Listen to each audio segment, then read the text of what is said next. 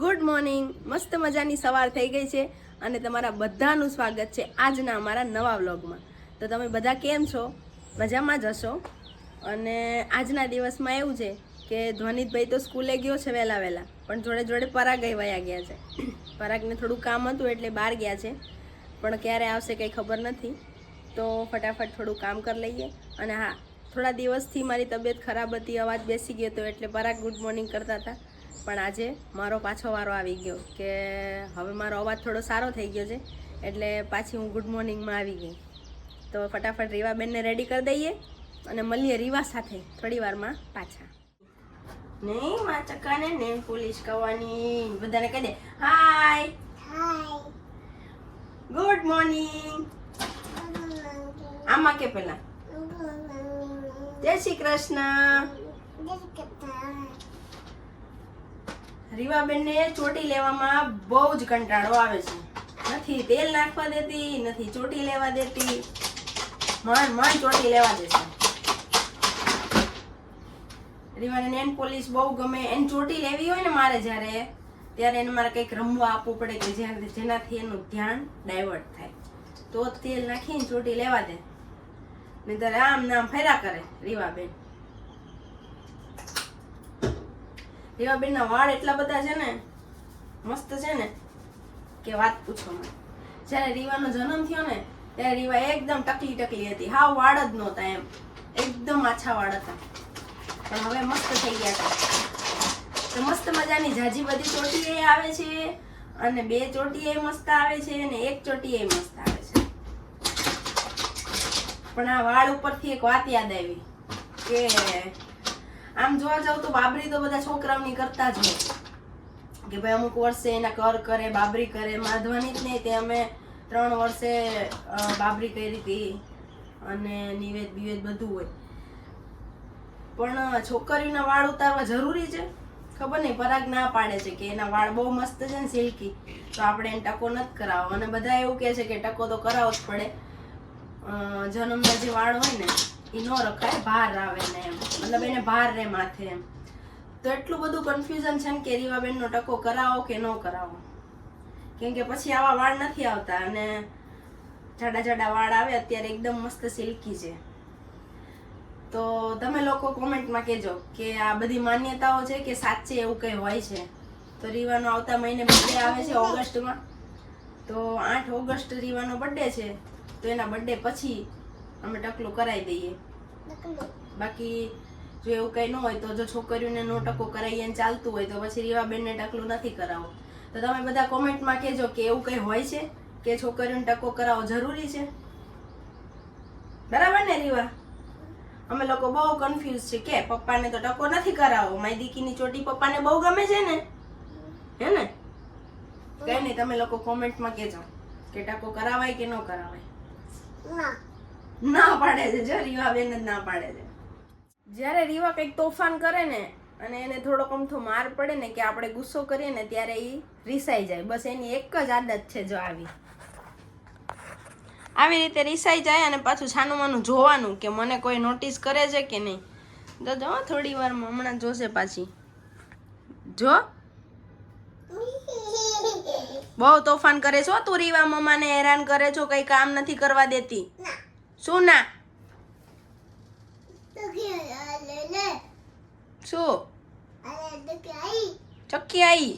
તો તું ન્યા કેમ સુઈ ગઈ? ન્યા કેમ સુઈ ગઈ? પાછી ભૂલી જાય કે કેમ સુઈ ગઈ હતી એમ. મમ્મીએ ગુસ્સો કર્યો? અત્યારમાં એટલું બધું કામ હોય ને પણ રીવાબેન કાંઈ કરવા દેતા નથી. બસ કાંઈ કહેવાનું નહીં મેડમને, તો મેડમ આવી રીતે રીસાઈ જાય.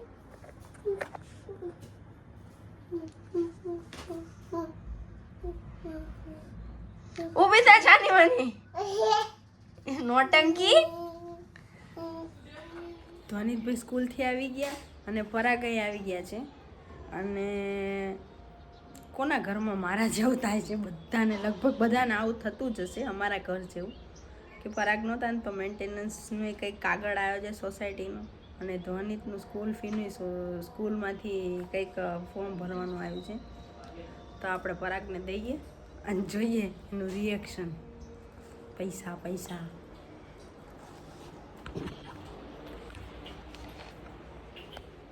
પપ્પા હા ફીનો લેટર આવ્યો લાગે છે. ગિફ્ટ.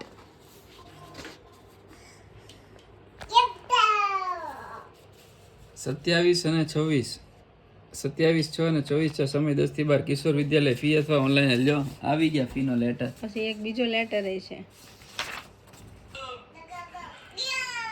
આ શું આવ્યું છે?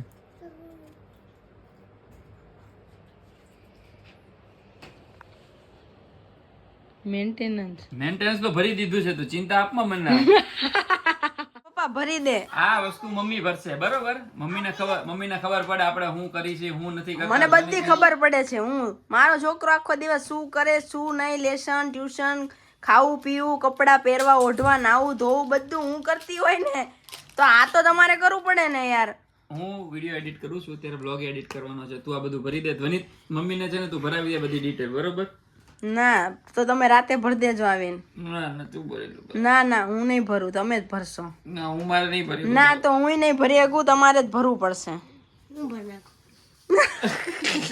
જો રીવા પેન લઈને આવી, રીવા ભરી દે. જલે બટા લીટોડા કરી દે. વા આ નો આપે બીજી વાર પછી. રેવા દે, હાલ પછી હું ભરી દઉં તને. આ બસ. અમારે એક વિડીયો બનાવવો છે ને રીવા જોડે. રીવા હા એવું કહેતી જ નથી, વિડીયો બનાવવાનું દેતી નહીં. આપણે કે ને રીવા એક વિડીયો બનાવી દે ને, ના એવું કે ને. જો બતાવું છું, દેખી એક વિડીયો બનાવી દે ને પ્લીઝ. પ્લીઝ મારો વાલીડો. પપ્પાને પ્રેમ નથી કરતી તું? પપ્પાને પ્રેમ નથી કરતી? પ્રેમ કરે છો ને તું પપ્પાને? પપ્પા તારા નથી? તું પપ્પાને પ્રેમ નથી કરતી? પપ્પા ઓફિસ જતા રહે ને તો પછી જતા રહે ને પપ્પા બહાર. હું જાઉં છું, હાલો. તું બનાવી દેશે ને એક વિડીયો? તો હું જાઉં છું, હાલો. કિટ્ટા હવે મારો દીકો એકલો ધ્વનિ તું નહીં.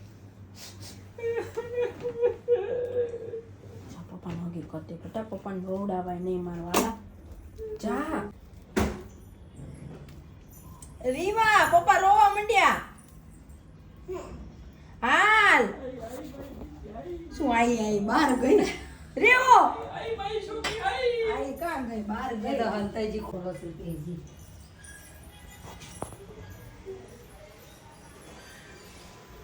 એમને પપ્પાને તે ગુસ્સો કરીને આવતી રહી, પપ્પા રોવા માંડે. તું છે ને અહીંયા આવીને ઊભી રહી ગઈ છો. હાલ પપ્પા રોવે છે. દીકરા પપ્પાને કે સોરી, હાલો જલ્દી જલ્દી દોડો દોડો દોડો. પપ્પા એમ કે છે આઈ મારી દીકરી આઈ. પપ્પા રીવો આવે છે.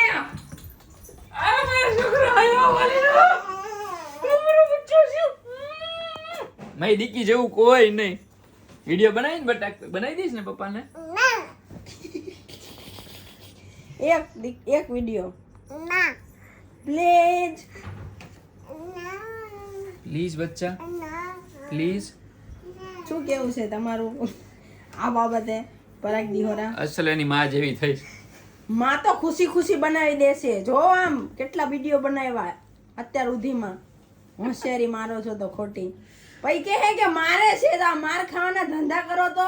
હાલો મળીએ. આજનો આ વ્લોગ આપણે અહીંયા પૂરો કરીએ છીએ. આ વ્લોગ તમને કેવો લાગ્યો એ કહેજો. તો મળીએ આવતીકાલે નવા વ્લોગમાં. જય માતાજી, જય શ્રી કૃષ્ણ ને જય શ્રી રામ. અને જો આ નવા હોય ને તો સબસ્ક્રાઇબ કરી દેજો ચેનલને. જય માતાજી.